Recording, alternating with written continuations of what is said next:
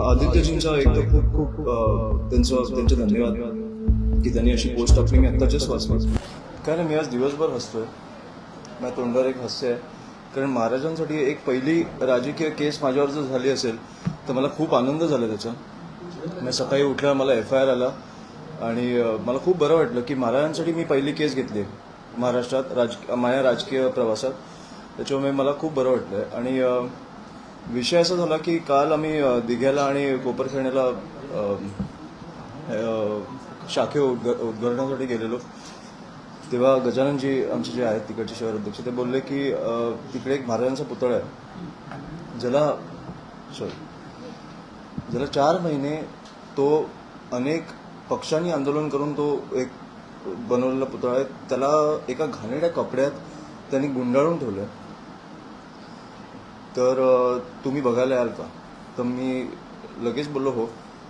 तर आमचं डिस्कशन होतानाच आमचं झालं की गजाननजी बोलले की आपण बोलताना मला वाटतं की आपण 3 दिवसाचं अल्टिमेटम देऊ आणि 4थ्या दिवशी आपणच त्याचं अनिवार्य उद्घाटन करू. तर मी त्यांना विचारलं की मी केलं तर काय? तर ते बोलले की केस होईल. तर मी बोललो की महाराजांसाठी केस झाली तर प्रॉब्लेम काय? आजच करून टाकू ना. आपण 4 दिवसाचं अल्टिमेटम दिलं, परत पोलीस प्रोटेक्शन वगैरे आजच. मला वाटतं की महाराज असे घाणेरड्या कपड्यात जर गुंडाळून ठेवले तर आजच करून टाकू. आणि मला वाटतं की आम्ही ते सगळ्या महाराष्ट्र सैनिकांचं तिकडे जे होते त्यांचं अभिनंदन, आणि खूप उत्तम त्यांनी तो कार्यक्रम केला आणि उद्घाटन केलं.